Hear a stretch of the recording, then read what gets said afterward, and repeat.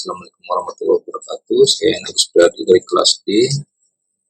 Kali ini saya akan meresum sedikit dari buku Wajah Politik Hukum Indonesia yang dikarang oleh Bapak dosen kita, Bapak Dr. Muhammad Syaiful Saengku. Pembahasan yang pertama yaitu terkait karakteristik politik hukum Orde Lama, di mana bersifat personalitik otoriter, yang mana kebijakan-kebijakan pada saat itu harus mendapat restu dari istana. Ada sedikit perbedaan dari masa pemerintahan Soekarno di Orde Lama dan pemerintahan Soeharto di Orde Baru, walaupun sama-sama bersifat personalitik otoriter, namun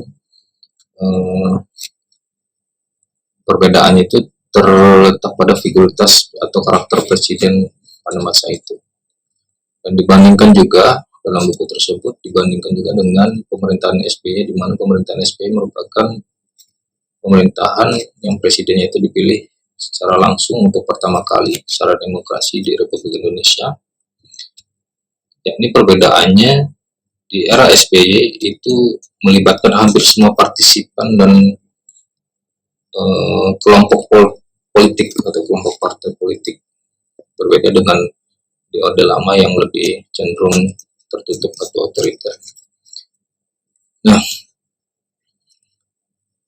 di masa pemerintahan Soekarno itu demokrasinya itu semi-semi demokrasi sebetulnya, di mana di saat pemerintahan Presiden Soekarno menganut paham demokrasi terpimpin, yaitu dari tahun 1959 sampai 1965, di mana pada saat itu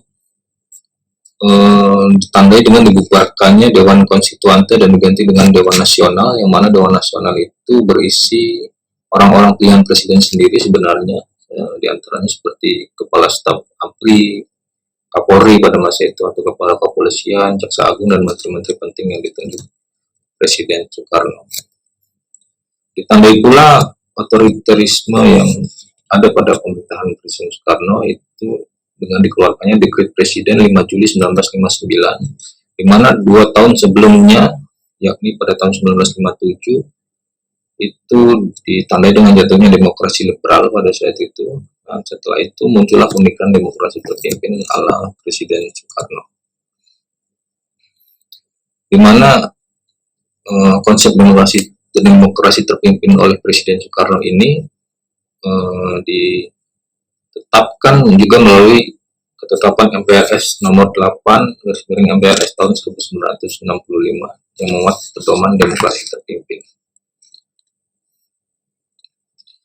Dan pada akhir penulisan buku ini, penulis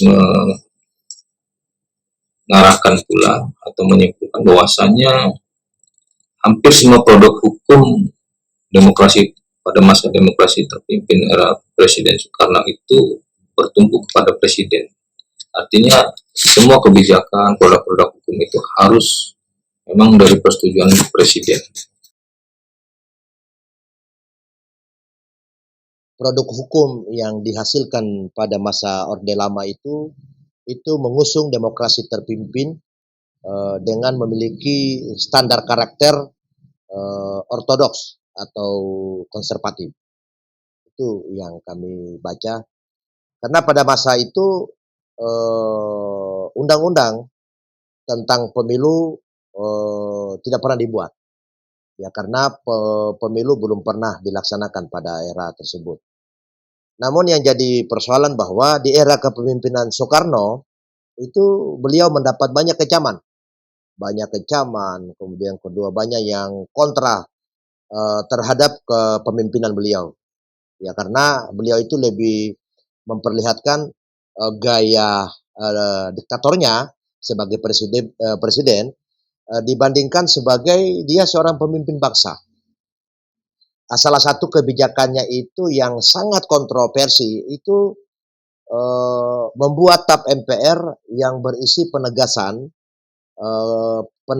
kepemimpinan yang tanpa batas masa jabatan, atau biasa kita kenal dengan jabatan seumur hidup. Ya. Memang benar bahwa di masa itu istana itu sangat kuat. Partai-partai lain selain partai PKI itu melemah. Jadi selain PKI, semua partai lain itu lemah di zaman di zaman Soekarno. Bahkan kekuatan militer itu menguat itu di zaman itu. Nah, akhirnya karena banyaknya kecaman dari karakter yang dilakukan oleh Soekarno, akhirnya beliau itu mendapat eh, aksi tuntutan atau aksi demo yang dilakukan oleh para mahasiswa untuk membubarkan PKI karena PKI pada masa itu telah merusak tatanan demokrasi di Indonesia. Ya mungkin karena mereka saking dekatnya dengan Soekarno, ya sehingga rasa memiliki mereka itu lebih kuat.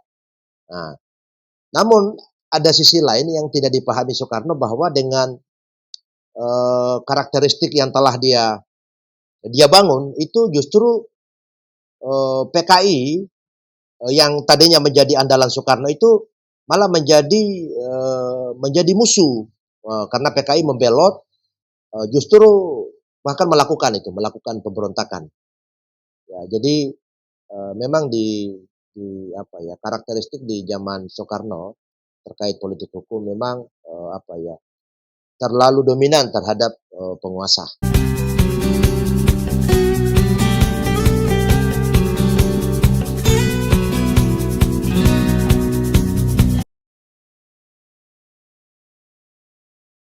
Pada masa Orde Lama, selama pemerintahannya Soekarno enggan melangsungkan pemilihan umum untuk memilih wakil-wakil rakyat. Sebagai presiden, Soekarno kemudian melihat bahwa pemilihan umum yang dilangsungkan untuk memilih wakil-wakil rakyat yang duduk di parlemen dalam memilih presiden ataupun wakil presiden yang baru dikhawatirkan menjadi blunder yang mengancam kedudukannya sebagai presiden. Pada masa Orde Lama ini, Soekarno kemudian mengambil kebijakan sepihak dengan membubarkan Dewan Perwakilan Rakyat melalui Perpres nomor 3 tahun 1960. Untuk mengisi kekosongan Dewan Perwakilan Rakyat tersebut, Soekarno kemudian membentuk DPR-GR atau Dewan Perwakilan Rakyat Gotong Royong berdasarkan Perpres nomor 4 tahun 1960.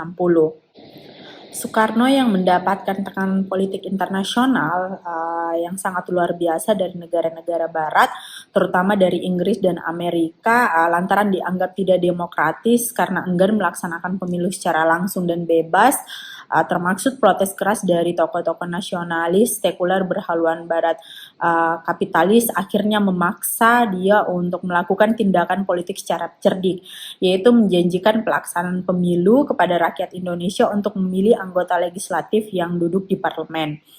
Namun pemilu yang dijanjikan Soekarno ternyata ditunda lagi oleh pemerintah dengan dikeluarkannya pengumuman pada tanggal 20 Mei 1962. Di situ dikatakan bahwa pemilu tidak akan dilaksanakan sebelum Irian Barat kembali ke pangkuan Republik Indonesia. Jadi sepanjang kekuasaan Soekarno sampai pada kejatuhannya pada tahun 1966, produk hukum pemilu memang tidak pernah ada. Selama Orde Lama, pemilu dalam panggung perpolitikan Indonesia hanya dilaksanakan satu kali, yaitu pada tahun 1955. Tidak adanya produk hukum pemilu maupun ketidaksediaan pemerintah menyelenggarakan pemilu yang diinginkan oleh rakyat pada masa Orde Lama ini sebenarnya tidak terlepas dari konfigurasi politik pada saat itu. Di mana pada saat itu konfigurasi politik yang ada cenderung bersifat otoriter dengan sistem demokrasi terpimpin, di mana kekuasaan terpusat pada Soekarno sebagai presiden. Karakter produk hukum yang ada juga pada masa Orde Lama ini bersifat konservatif dan seringkali produk yang dikeluarkan itu berasal dari lembaga di luar DPR. Jadi pada masa Orde Lama ini banyak sekali kritikan yang ditujukan kepada Soekarno karena demokrasi terpimpinnya kemudian menyalahi aturan dari perspektif negara hukum itu sendiri.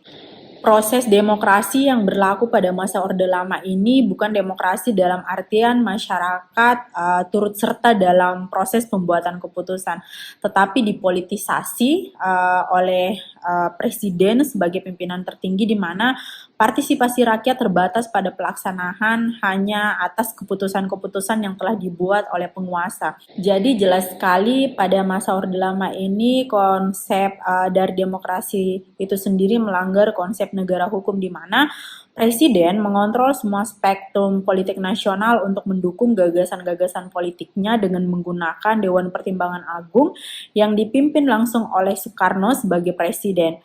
Jadi di sini terlihat jelas bahwa konfigurasi politik pada era demokrasi terpimpin adalah otoriter, sentralistik, dan terpusat di tangan Presiden Soekarno itu sendiri.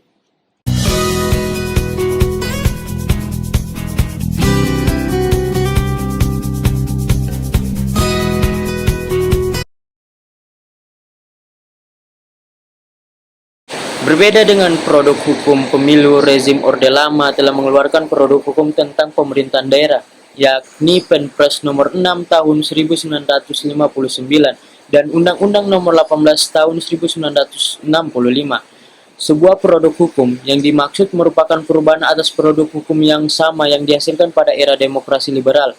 Pergantian produk hukum pemerintahan daerah dari yang berkarakter liberal ke yang berkarakter demokrasi terpimpin sebetulnya merupakan tuntutan kekuasaan Soekarno sendiri, yaitu hendak menjadikan penyelenggaraan pemerintahan daerah yang harus tunduk kepada kontrol pemerintahan pusat secara ketat. Di dalam buku A.M. Hanafi menyingkup motif di balik ide itu adalah untuk mengantisipasi pihak-pihak mana saja yang berambisi merebut kekuasaan presiden, baik dari PKI maupun TNI. Suhardiman sendiri sangat menyambut ide tersebut. Saat itu PKI sedang di puncak kejayaan. Banyak pihak yang memprediksi bila pemilihan umum diselenggarakan sesuai jadwal, yakni tahun 1963, maka PKI pasti akan tampil sebagai pemenang. Apalagi dalam pemilu daerah tahun 1957, PKI menang besar. Perkembangan PKI yang sudah di atas angin ini sangat menakutkan musuh-musuhnya, termasuk sayap kanan di tubuh TNI. Tetapi pihak Angkatan 45 juga ketakutan. Bagi mereka, bila PKI memenangkan pemilu, bisa jadi terjadi perang saudara. Kalau PKI menang, bisa terjadi perang saudara lebih hebat dari peristiwa PRRI atau Permesta. Demikian kekhawatiran A.M. Hanafi, seperti ditulis dalam bukunya itu. Beliau menolak, tetapi Bung Karno sebagai Demokrat kan menolak untuk dijadikan presiden seumur hidup, ujar A.M. Hanafi. Pada saat itu, Khairul Saleh pun berulang kali berusaha meyakinkan Bung Karno. Penjelasan A.M. Hanafi di atas tidak berbeda dengan penuturan Bung Karno di dalam autobiografinya yang ditulis Cindy Adams, Bung Karno, penyambung lidah rakyat Indonesia. Untuk membujuk Bung Karno, Khairul Saleh mengklaim ide presiden seumur hidup itu berasal dari bawah atau rakyat. Mendengar bujukan itu, Bung Karno mengaku mata batinnya terbujuk, tetapi kekhawatiran hal itu terlalu berlebih-lebihan. Dia bilang, sebanyak 99% rakyat Indonesia tidak menghendaki presiden lain selain Bung Karno. Selain itu, katanya, kalaupun diadakan pemilu, Bung Karno pasti terpilih terus. Ia berdalih, ide menunjuk Bung Karno sebagai presiden seumur hidup sebagai keharusan politik untuk menghindari perang saudara atau perpecahan yang lebih tajam antara berbagai kekuatan politik di dalam negeri. Akhirnya, setelah terus dibujuk oleh Khairul Saleh, termasuk dalih perpecahan bangsa akibat persaingan sayap kanan TNI versus PKI, maka Bung Karno menerima gelar itu. Dengan ucapan, saya kira ini bukan tindakan yang benar, kata Bung Karno, sebelum menerima usulan sebagai presiden seumur hidup. Pendapat saya, produk hukum pemerintahan daerah yang dikeluarkan Perpres, semua produk hukum yang dimaksud merupakan perubahan atas produk hukum yang sama yang dihasilkan pada era demokrasi liberal. Pergantian produk hukum pemerintahan daerah dari yang berkarakter liberal merupakan tuntutan kekuasaan Soekarno sendiri, yaitu hendak menjadikan penyelenggaraan pemerintahan daerah yang harus tunduk kepada kontrol pemerintahan pusat secara ketat. Hal ini dilakukan karena pada masa jabatan Bung Karno, banyak pihak-pihak yang berambisi merebut kekuasaan presiden. Apalagi pada saat itu PKI sudah di atas angin, yang dimana jika pada saat itu PKI menang dalam pemilu, mungkin akan terjadi perang saudara lebih hebat dari peristiwa PRRI Permesta.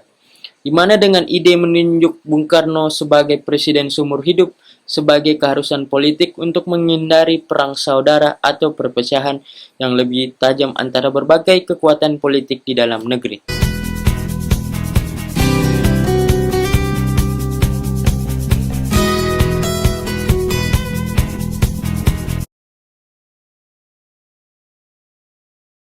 Undang-Undang Pokok Agraria ini dapat dikatakan responsif karena memberikan tempat yang proporsional bagi hukum adat, di mana masyarakat hukum adat pada saat itu merumuskan aturan bersama pemerintah mengenai hak memilikinya untuk dijadikan sesuatu yang signifikan atau memiliki fungsi sosial.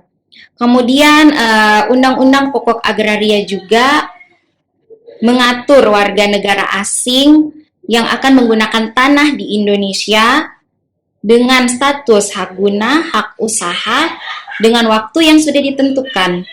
Kemudian DPR GR atau yang kita kenal Dewan Perwakilan Rakyat gotong royong. DPR GR ini dianggap melanggar aturan Undang-Undang 1945.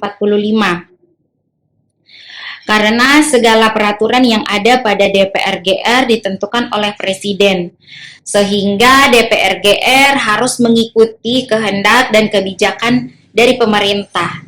Sedangkan Undang-Undang 1945 mengatakan bahwa Presiden tidak dapat membubarkan DPR, sehingga DPR GR dibentuk pada saat itu hanya menjadi simbol konstitusi pemerintah pada saat itu. Baik, terima kasih. Kurang dan lebihnya mohon dimaafkan. Wassalamualaikum warahmatullahi wabarakatuh.